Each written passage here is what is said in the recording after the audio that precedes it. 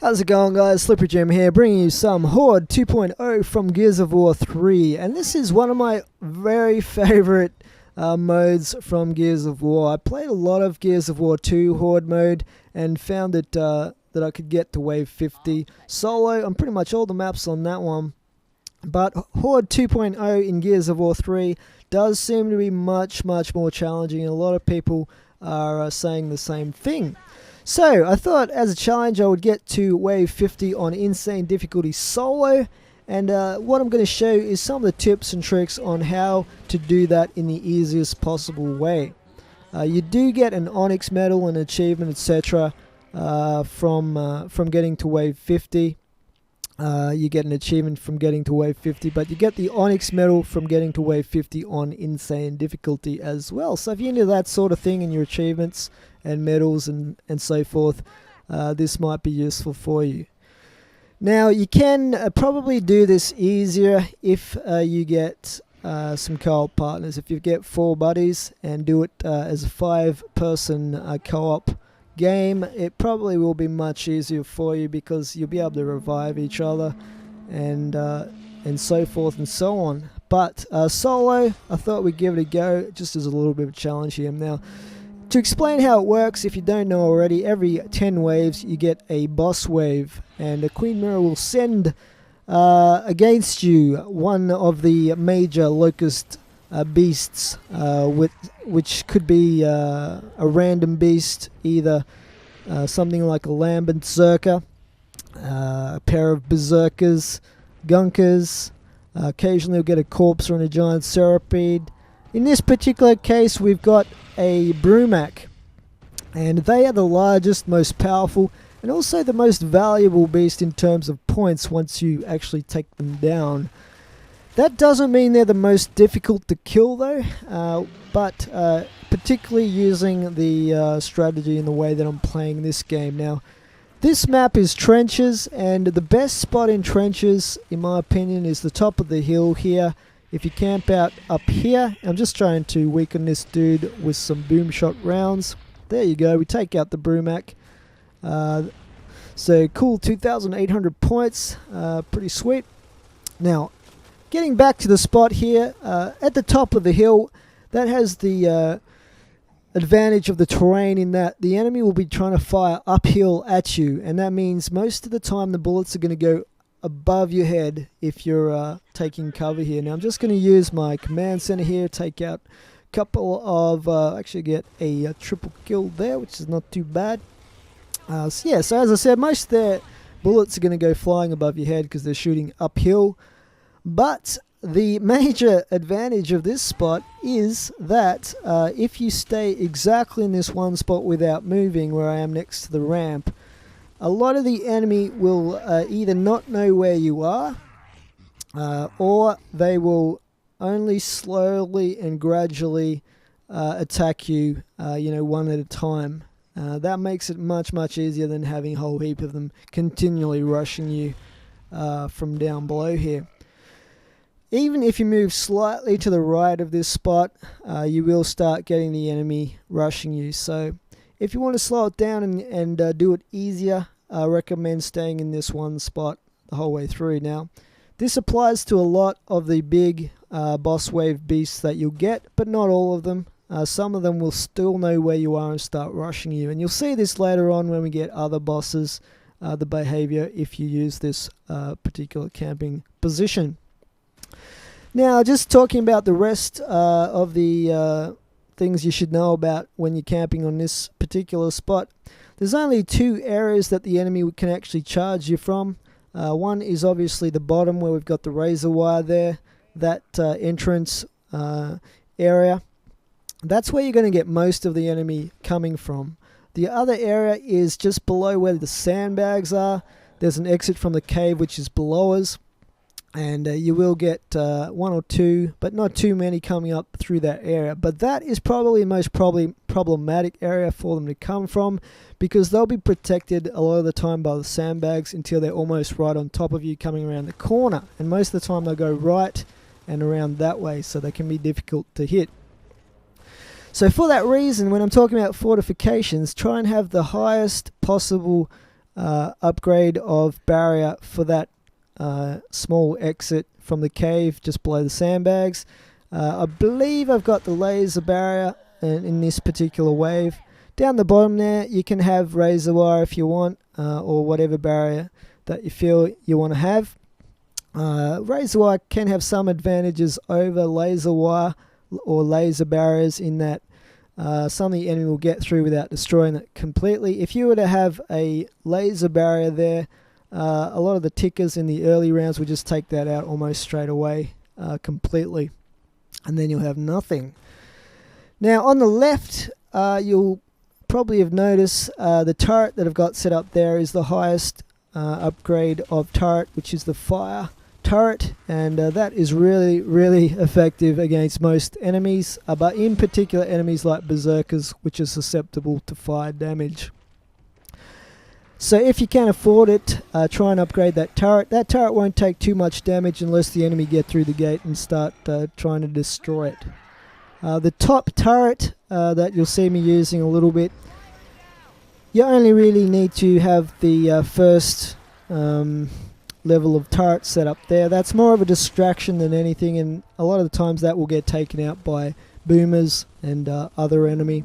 But if an enemy happens to get up and around the sandbags attacking you, sometimes that'll distract them enough for you to buy a little bit of time to take them out. And some of the smaller enemy like the polyps, which can cause you problems, or the tickers, it can help take them out as well before they can kill you. Alright, that is wave 10 done there. So as you can see, I'm using 3 mutators, no ammo pickups, super reload, and infinite ammo. Now if you're doing this solo, infinite ammo means that you don't have to keep buying ammo back, and you will go through a lot of ammo. So I recommend that if you want to do it in the easiest possible way. Also super reload, which gives you much more powerful capabilities with your weapon if you get an active reload happening. So that helps take down the enemy a little bit quicker. The other one, which is no ammo pickups, basically that is not going to affect me in any way because I've already got infinite ammo, but what that means is it will boost my score by I think it's 0.10 or something like that. So it just means I get a little bit of a higher score than without it.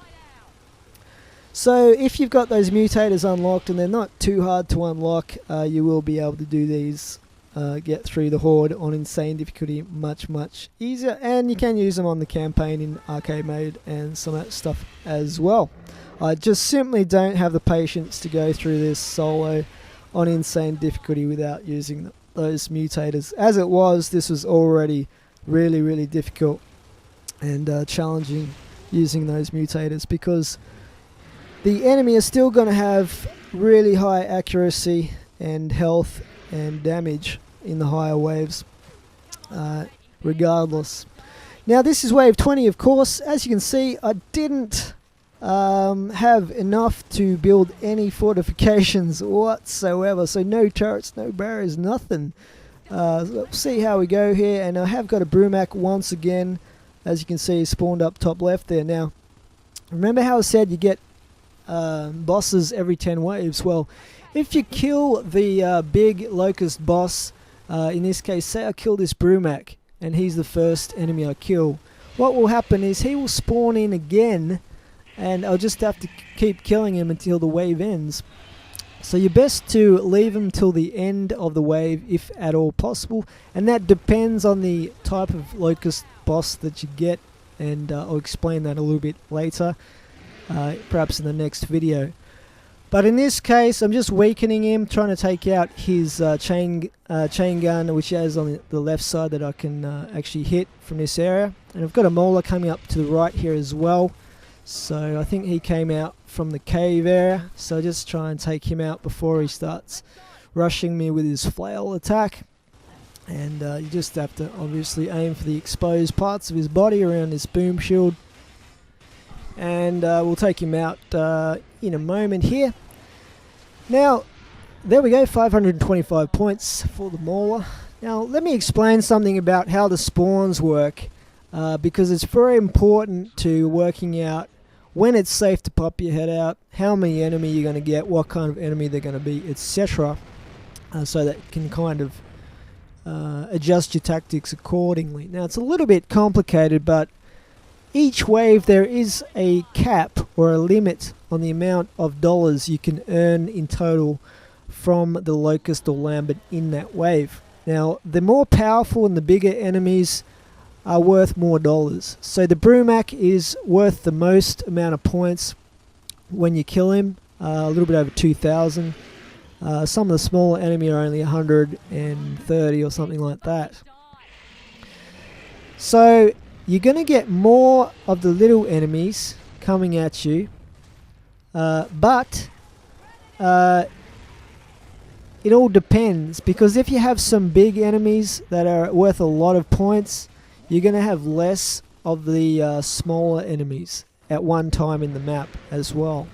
So if you got one big huge Brumak over there, we're probably only going to get one or two at the very most of the smaller, less valuable enemies from this area in front of us here.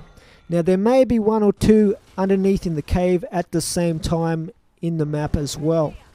But what that means is, in the higher waves, if you pop your head out of cover and there's 3 or 4 different enemies down in the front around that crane area or to the right there taking cover, especially if they're the really highly dangerous grenadiers or those type of enemies that will take you down with one shot from across the map from their bolt-on pistols, they're really the most dangerous enemies. So if you've got 3 or 4 in the map, you can't really pop your head out at all in the high waves, or you will die.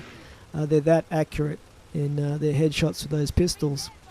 But if you've got one huge enemy like this Brumak or your Berserkers or whatever during a boss wave, you'll know that there will only probably be one other enemy at any given time from down the front here that will be able to hit you with a headshot or whatever.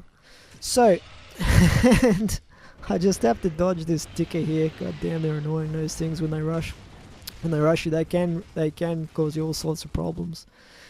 So if you know what that enemy is, for instance in this case we've got a Mauler, and I believe we've got a Grinder as well, down just to the left. You may be able to see the top of his head. That means that I haven't got any elite grenadiers to worry about that are going to headshot me, and that's the reason that I can expose my head and basically shoot at this this Brumak. Now I do get the Grinder coming up and starting to charge me, and the reason for that is because I moved away from that one spot that I was in to dodge from that ticker. He started charging me at that point because I moved out of that spot that I'm in, that seems to be hidden from a lot of the Locust and the Lambent horde. Okay, so we've only got 2 enemies left, and obviously one of them is the Brumak, so I'll take him down now. And occasionally the Brumak will still know where you are, even if you're in this spot, and they'll start attacking you. But we're aiming for the canister on his back here, and that will hopefully take him down and end wave 20 for us. And there is one other enemy somewhere. I'm not 100% sure what he is, but here he comes. He's a ticker, and all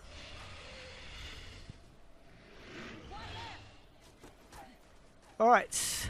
So I'm going to try and take out this Brumak now, and he'll start coming towards me. There we go. I took out his canister, so he should be blowing up at any point now. You just have to listen, because when he roars he will send his rockets after you, and they can target you depending on how far around that corner that he's come. Now in trenches you do get this environmental hazard of the dust storm coming every now and then, and when that happens you won't be able to see any of the Locusts coming up from below, so I tend to just take cover when that happens until it blows over. But in this case I've only got one enemy, I know exactly where he is anyway. So just finish him off, Now, in these waves where you have the really big, high-value beasts, you're going to have less total locusts to destroy because, as I said, of the dollar value. So you'll have one or two really high-value targets and then a few of the smaller locusts. There we go. That is wave 20 done. And I didn't get wave 30 recorded, unfortunately. There was an issue with the recording device I was using. So we will skip that one. I can't even remember what type of boss we got in that one. It might have been a Land Berserker, but I'll show you wave 40 anyway. And on this wave, I'm just going to show you the last part of this wave because it was very lengthy. It's much more difficult, obviously, at wave 40. And you have to be very careful and cautious taking out the regular locust prior to the final boss. But I did get a Land Berserker here. A lot of people consider these to be the hardest boss to take down. They don't actually take any damage at all unless you shoot them in their chest area once they open it up. So you have to provoke them into opening up that chest area and then shooting that reasonably small target with your weapons until eventually they will weaken and die.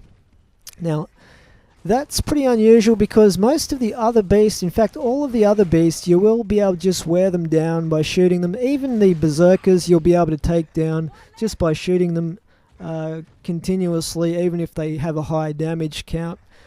With the Land Berserkers, that's not going to work at all. They take absolutely zero damage unless you hit them in that one spot. Now, what is very effective is using the flamethrower on these guys, and that will do them a lot of damage and cause them to open up that chest cavity area for you to target. So that's what I'm going to do. I've picked up the flamethrower, or the scorcher as it's called in Horde, and we'll be trying to do him some damage with that and eventually taking him out. Now I'm going to talk about the higher waves of Horde here. Basically what you'll find is I've found about wave 27 onwards, you'll get a lot of the grenadiers will be able to pop your head from across the map with their bolt-up pistols, as I said before. So you really have to go super cautious and super careful in those higher waves to survive the waves. And what I find is blind firing from up in that spot we were camping in before, you'll be able to take out almost all the enemy with a bit of patience by doing that, especially with super reload. So that is probably the way to go, because if you pop your head out of cover, you're going to get killed almost straight away if there's a grenadier or an enemy with a bolt-up pistol down the bottom. For some reason snipers aren't too bad. They're very weak to start with, but also, believe it or not, the bolt-up pistol seems to be much more dangerous and powerful for sniping you with than a regular sniper rifle. Okay, so I'm just basically dodging out of the way of this guy, doing him a bit of damage, moving on, and just looping around here until we wear him down. And you have to get up reasonably close to provoke him into charging you, and that's when you can do him some damage. So it's a little bit risky, and it's obviously much more difficult solo as well, because he's going to be rushing you rather than someone else every single time. Now this particular boss is another boss that is not going to know where you are if you camp in that spot until you move out of that spot at the top of the hill. So that means you can save him till the end of the wave until you take him down, and you won't have any other locust or lambent hassling you while you're focusing on taking him out. Okay, so doing him some damage with the Scorcher here. And just trying to be careful that we don't get caught. And that will almost be the end of wave 40. So it does take a lot of patience, really. Horde mode. It's all about camping, really, setting up your fortifications. Although fortifications aren't necessary, they do make it a lot easier and a little bit safer for you as well. At least if you're following the strategy, the exact strategy that I've shown you in this particular map. As opposed to Beast Mode. Beast Mode is all about being aggressive and rushing due to the time limits on each wave. Horde Mode is more about sitting back, camping. In my opinion, in solo and insane difficulty, you have to do that, and you have to play cautious, and you have to play careful, which means some of the waves can be pretty long.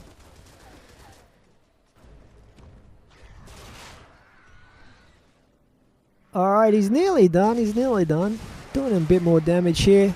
Once he's, you know, a fair way along the way of getting taken out, he'll start dropping the emulsion on the ground, dripping emulsion from his wounded chest cavity, and that's when you know that he's almost done. But you don't want to walk through that stuff either, because it will do you some damage, a little bit like fire damage. So running him around this big loop, hopefully that means that by the time we get round to the side where he's dripped the emulsion everywhere, that hopefully have faded away and won't be a danger anymore. Alright, well, once this wave is over, guys, that will be the end of part 1 of this video series. In part 2, it will be purely all wave 50, which is the last wave in Horde mode, and I'll be showing you the entire wave from start to finish, and the end of this epic run on insane difficulty on Horde 2.0. So I hope you enjoy this video, guys. Please leave a comment and let me know what you think. If you enjoy Horde mode, whether from Gears 2, how you're liking the new Horde 2.0 and Gears 3, let me know. But for now, it is Slippery Jim out, and once again, thanks for watching.